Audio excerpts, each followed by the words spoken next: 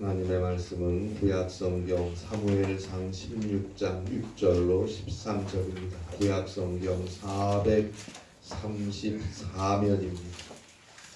구약성경 434페이지 사무엘상 16장 6절로 13절에 있는 말씀입니다.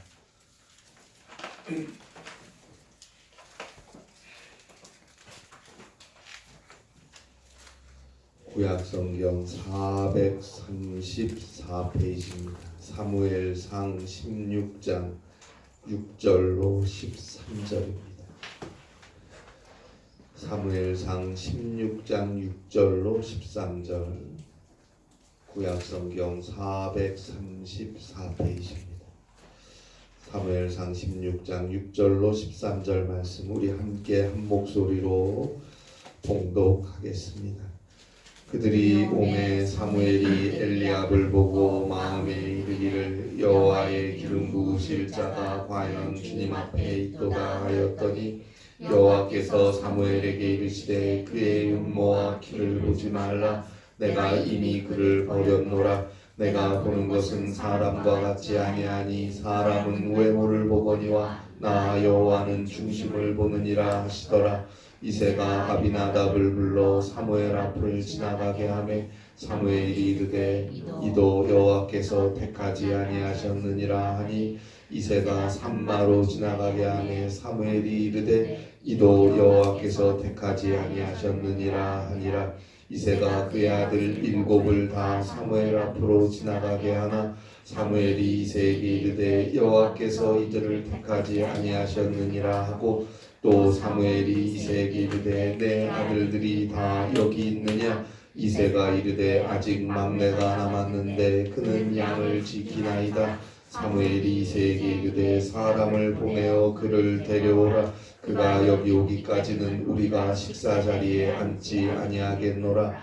이에 사람을 보내어 그를 데려오매 그의 빛이 붉고 눈이 빼어나고 얼굴이 아름답더라. 여호와께서 이르시되 이가 그니 일어나 기름을 부으라 하시는지라. 사무엘이 기름 불병을 가져다가 그의 형제 중에서 그에게 부었더니 이날 이후로 다윗이 여호와의 영에게 크게 감동되니라. 사무엘이 떠나서 라마로 가니라. 아멘.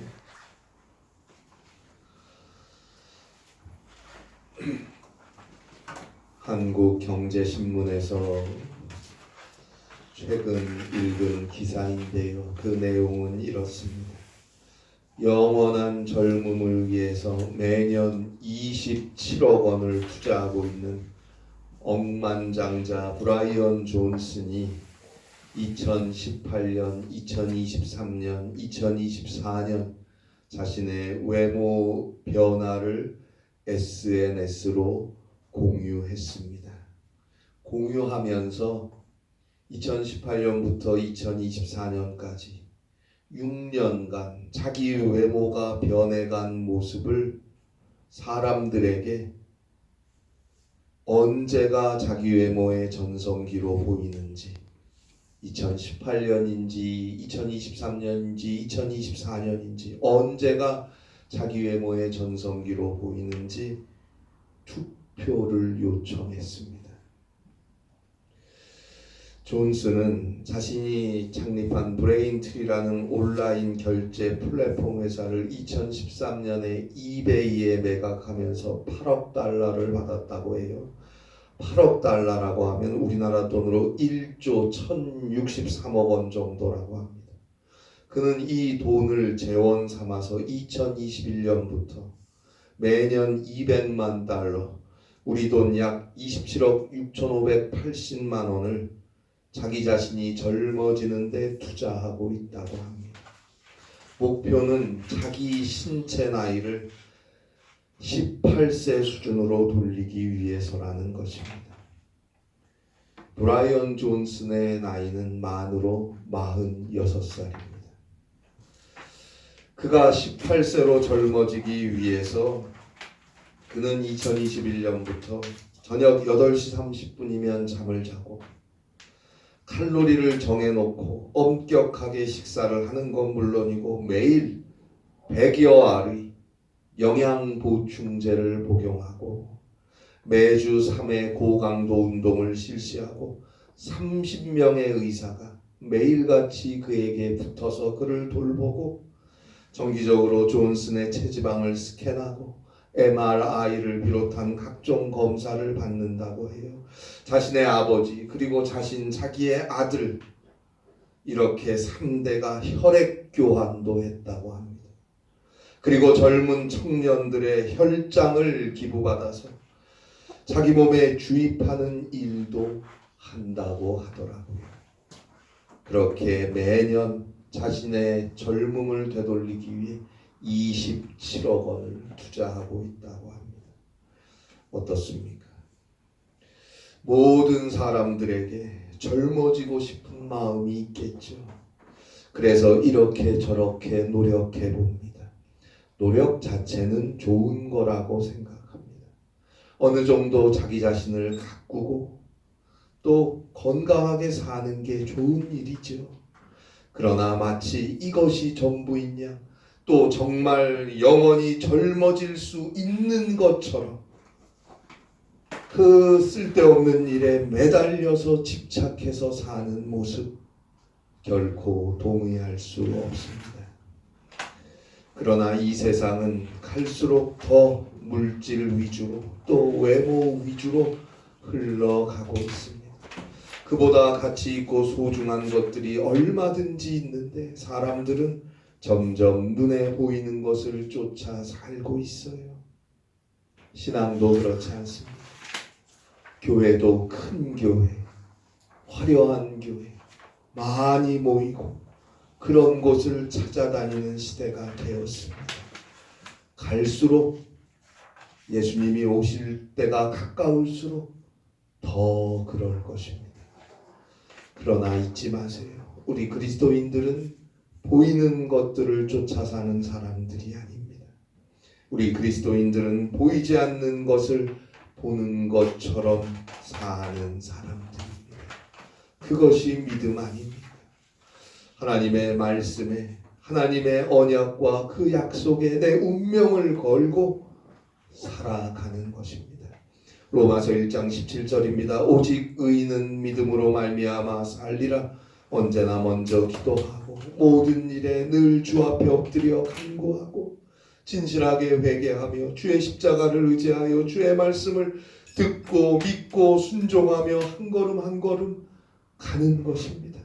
그가 마침내 자신이 믿는 바 그 하나님의 약속의 열매들을 거두게 될 것입니다. 믿는 바가 삶 속에서 실제로 펼쳐질 것입니다. 그래서 믿음은 바라는 것들의 실상이요 보이지 않는 것들의 증거입니다 라는 히브리서 11장 1절의 말씀이 우리의 삶의 고백이 될 수 있기를 바랍니다. 내가 믿고 기도하고 바라본 것들이 이렇게 실제로 되었네. 내가 보지는 못하지만 하나님을 믿고 참았더니 예수님을 믿고 기도하며 주의 말씀을 따라 살았더니 주님이 이렇게 저렇게 나를 이기게 하시고 평안하게 하시고 보호하시고 세워주셨구나라는 감사의 노래로 여러분의 삶이 채워질 수 있기를 바랍니다. 오늘 성경에 보면 사무엘이 하나님의 명령을 따라서 이새의 아들들 중 한 명을 왕으로 삼기 위해 그 일을 위해 그 한 명에게 기름을 부어주기 위해 베들레헴으로 갑니다. 그런데 이건 비밀리에 이루어져야 하는 사역이었습니다. 왜요? 이미 이스라엘에는 왕이 있었으니까. 이스라엘의 초대왕 사울이 있지 않습니까? 사울 왕이 버젓이 살아있는데 사무엘이 다른 누군가를 왕으로 세우기 위해 기름을 부으러 간다면 이건 반역에 해당하는 것이고 사울 왕이 알면 사무엘을 가만두지 않을 것이기 때문입니다. 아무리 하나님께서 사무엘을 통해서 내가 사울 왕을 버렸다 말씀하셨어도 그것이 사울 왕의 권위를 손상시키기는 했지만 당장 사울 왕의 권력을 빼앗은 것은 아니니까요. 그래서 오늘 성경 사무엘상 16장 2절에 보니까 사무엘이 이르되 내가 어찌 갈 수 있으리이까? 사울이 들으면 나를 죽이리이다. 그러자 하나님께서 2절에 계속 보니까 너는 암송아지를 끌고 가서 하나님께 제사를 드리러 왔다라고 말하라고 하십니다.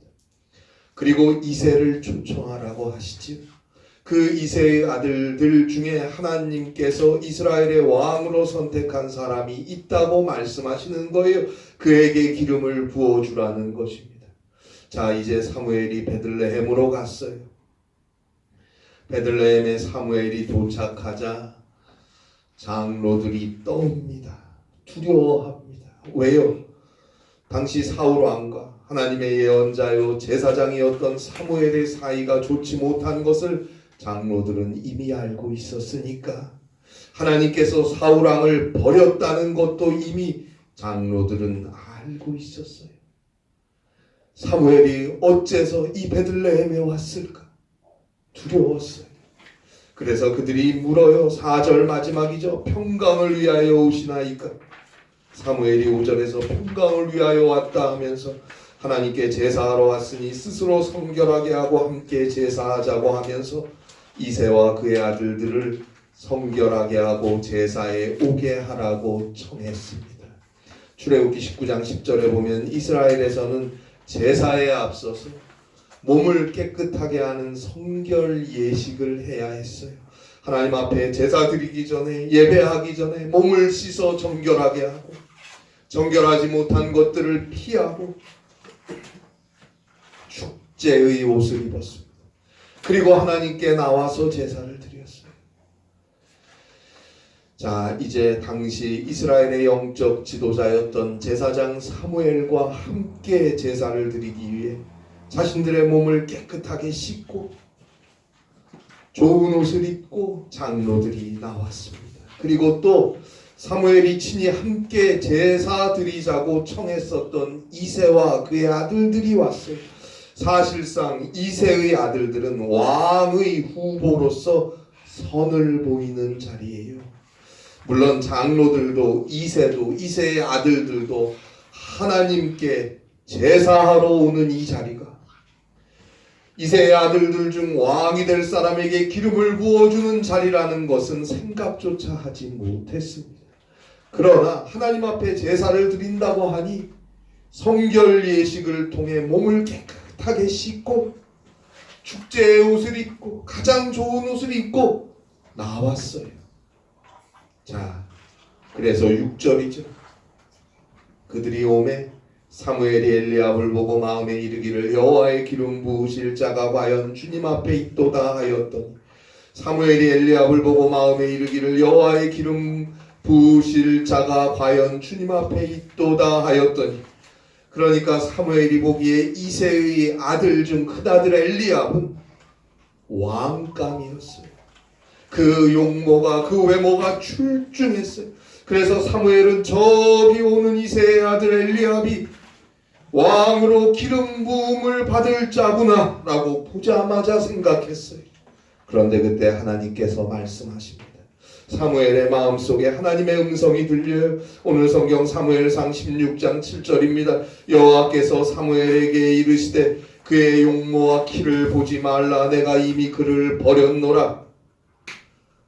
그의 용모와 키를 보지 말라. 내가 이미 그를 버렸노라. 하나님의 음성이 사무엘에게 울립니다. 그 마음속에 들립니다.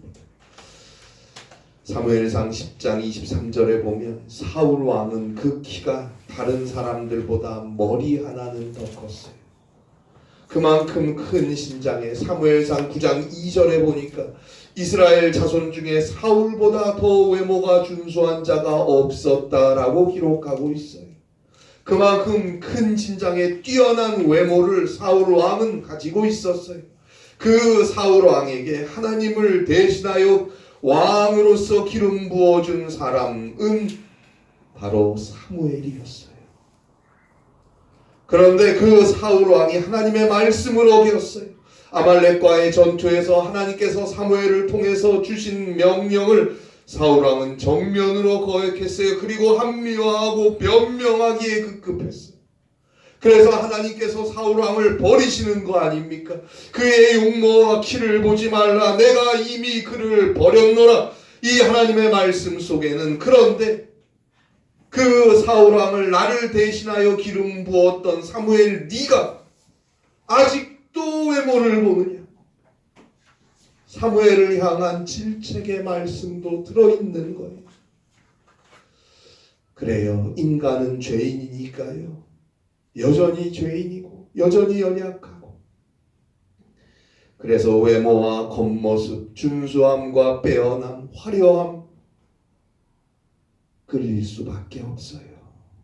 사무엘 하나님의 사람이요 영적 지도자요 하나님의 선지자였던 사무엘도 이미 사울왕을 직접 기름 부어 주었던 사무엘마저도 또 외모와 용모에 끌려서 저 엘리압이야말로 하나님께서 기름 부으실 자가 아닌가 생각한 것입니다. 우리 인간의 현 주소를 보여주고 있습니다. 아니 너마저도 여전히 외모로 사람을 판단하느냐?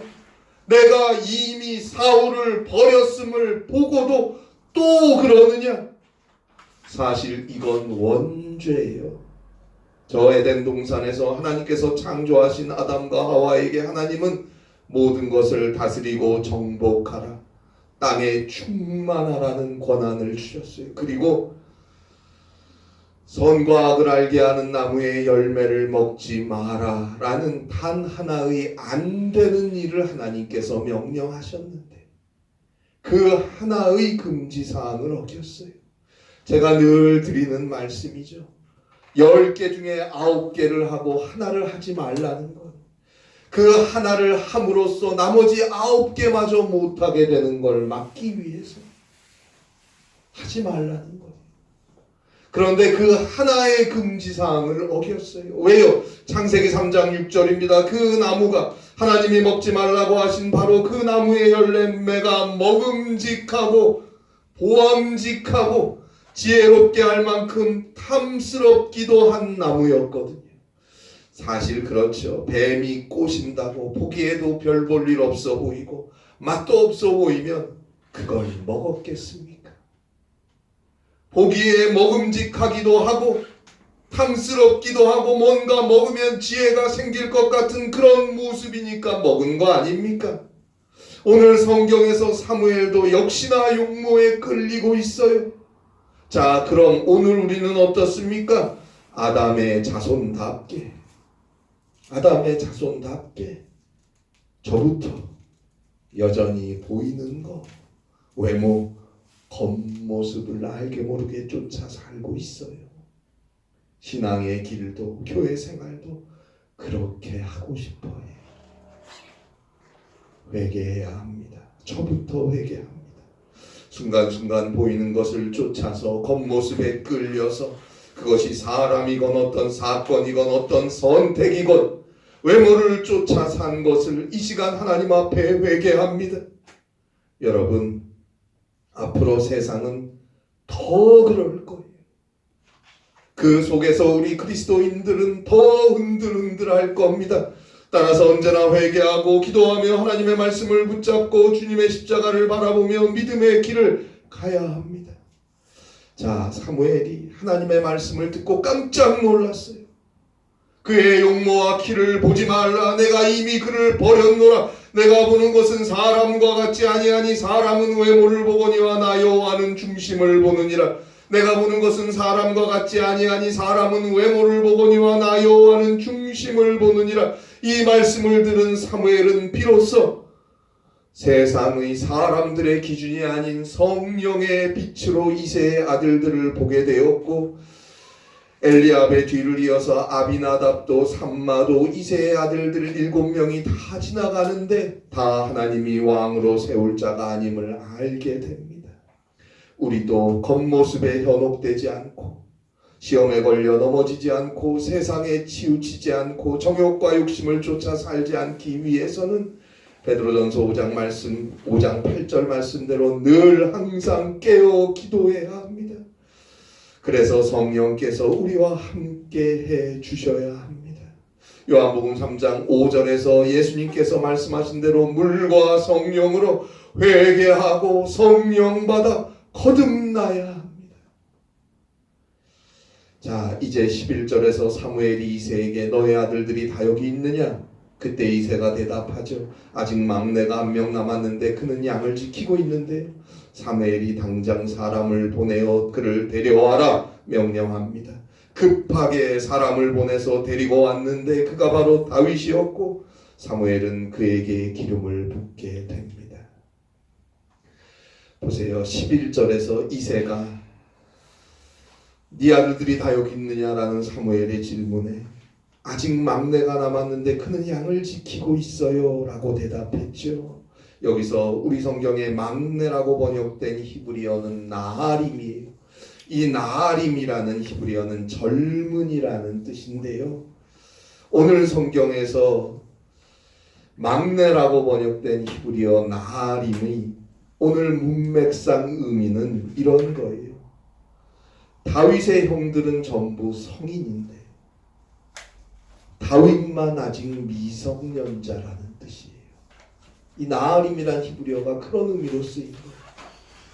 그래서 다윗은 처음에 이 자리에 오지 않은 거예요.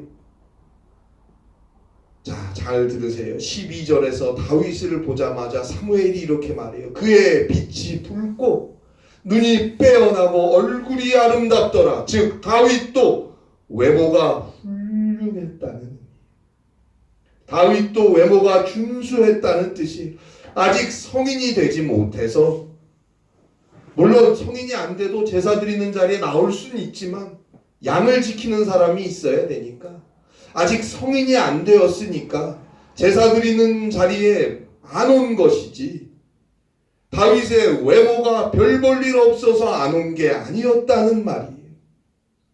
그럼 오늘 성경 사무엘상 16장 7절에 나오는 사람은 외모를 보거니와 나 여호와는 중심을 본다는 이 하나님의 말씀의 의미는 뭘까요? 그것은 단지 나는 겉모습을 무조건 보지 않는다, 그런 의미가 아니에요. 중요한 건 겉모습이 어떻든 간에 그 사람의 중심이 중요하다는 뜻인 거예요. 겉모습은 필요 없다, 그런 의미가 아니고, 나는 겉모습은 보지 않는다, 그런 의미가 아니고, 겉모습과 상관없이 가장 중요한 건 사람의 중심이다, 그 마음을 본다는 의미예요. 자, 제사 드리러 나왔어요. 오늘 이새와 이새의 아들들이 제사 전에 뭘 한다 그랬어요? 성결 예식을 행한다 그랬어요. 성결 예식을 하면서 자신의 몸을 깨끗이 씻으니까 전부 목욕을 해요. 그리고 축제의 옷을 입고 나온다 그랬어요. 가장 좋은 옷, 축제의 옷을 입고 나와요. 그런데 다윗은 어떻게 나왔어요? 양을 치다 온 거예요. 그러니까 목욕도 못했고 옷도 그냥 목동의 옷을 입고 왔을 거 아닙니까? 여기서 말하고자 하는 게 그거예요. 거룩한 척, 있는 척, 무슨 척 하는 거 하나님께 중요하지 않다는 거. 하나님은 보지 않는다는 거예요. 진실하게 있는 그대로의 모습을 보신다는 거예요. 모르면서도 아는 척, 잘못하고도 잘한 척, 없으면서도 있는 척, 속이고 꾸미고 형식적인 삶, 하나님은 거부하십니다. 없으면 없는 대로, 못하면 못하는 대로 진실하게 부족함을 회개하고 주 앞에 엎드리고 정직하게 나아오는 바로 그 사람을 하나님은 사용하시겠다는 뜻이에요. 여러분, 중요한 건 우리의 진실이에요. 그럴듯하게 치장한 삶의 옷들이 아니고 하나님 앞에 정직하게 서는 나의 본연의 모습이 중요한 거예요. 그래서 히브리서 4장 13절에서 하나님이 마지막 날에 우리를 심판할 때 우리가 발가벗고 주 앞에 선다 그러는 거예요. 발가벗고. 세상 살면서 입었던 많은 옷들이 있을 거 아닙니까? 다 소용없어요. 발가벗고 주 앞에 설 것입니다. 세계적인 사회사업가였던 헬렌 켈러 여사는 자서전에서 이런 말을 했죠. 나는 젊어서는 뭔가 큰 일, 위대한 일을 하고 싶었다. 그러나 살아가면서 위대한 마음으로 평범한 일들을 하며 살았다. 여러분, 중요한 건 세상적으로 사람들이 볼 때 큰일 하는 게 아니에요. 우리에게 주어진 하루하루 사소한 만남들 속에서 해야 하는 일상의 일들을 내가 얼마나 위대한 마음으로 하고 있느냐, 그게 중요한 거예요. 영국의 웨스트민스터 사원에 가면 그 벽에 하나님을 위하여 위대한 일을 시도하라라는 글귀가 적혀 있다고 합니다. 하나님을 위하여 위대한 일을 시도하라. 이거는 우리의 생각을 항상 그렇게 가지고 살라는 뜻이에요. 고린도전서 10장 31절 말씀대로 먹든지 마시든지 무엇을 하든지 하나님의 영광을 위하여 하라라는 뜻이에요. 내게 주어진 삶의 자리에서 늘 하나님을 위한 일, 하나님을 위한 삶, 하나님께 영광이 되는 방식으로 생각하고 선택하고 살라는 거예요. 그것은 우리가 매일매일을 살아가는 일상 속에서 얼마나 진실하게 회개하며 기도하며 예배하며 믿음으로 주의 말씀을 따라 선택할 수 있느냐에 달린 거예요. 바로 그의 일상을 통해서 성령께서 하나님의 위대한 일을 이루실 것입니다. 다윗은 비록 성인이 되지 않은 소년이어서 그는 양을 돌보며 오늘 제사에도 나오지 못했었지만 그는 언제나 양을 돌보며 언제나 하나님께 기도하며 자신의 부족함을 회개하며 주의 말씀을 순종하는 삶을 살려고 했었어요. 결국 그 다윗의 양을 지키던 물맷돌 5개가 저 블레셋 거인 용사 골리앗을 쓰러뜨렸고, 결국 그 다윗의 양을 돌보는 진심과 헌신이 이스라엘 백성들을 돌보며 당대의 이스라엘을 팔레스틴 근방에서 가장 부강한 국가로 세워가지 않았습니까? 하나님은 오늘도 그런 또 다른 다윗을 찾고 계십니다. 우리에게 허락된 삶, 가정과 교회, 우리가 머무는 순간순간의 자리에서 우리가 할 수 있는 일을 정말로 진실하게 기도하며 하나님의 영광을 위해 믿음으로 행하고자 하는 바로 그를 주님은 오늘도 찾고 계십니다. 그 중심을 보고 계십니다. 사랑하는 여러분, 오늘도 주님을 바라보고 언제나 믿음으로 사는 것입니다. 진실하게 예배하며 주님 앞에 나아가세요. 하나님은 바로 그 중심을 보십니다. 그리고 그와 함께 하시고 그의 길을 성령으로 인하여 승리의 삶으로 인도해 가실 것입니다. 이 은혜가 함께 하시기를 바랍니다. 기도하시겠습니다. 하나님 아버지, 주님 앞에 진실하게 하시고 십자가 앞에 정직하게 무릎 꿇게 하시고 회개하며 있는 그대로의 모습으로 주님 앞에 설 수 있는 우리 모두가 되게 하여 주시옵소서. 주님이 용서하시고 주님이 성령으로 함께 하셔서 그리스도 예수로 옷 입고 주와 함께 승리의 길을 갈 수 있는 귀한 성도들과 주님의 교회가 되게 하여 주시옵소서. 성령의 역사가 날마다 우리와 함께하여 주시옵소서. 주의 능력이 날마다 우리를 이끌게 하여 주시옵소서. 예수님의 이름으로 기도하옵나이다. 아멘.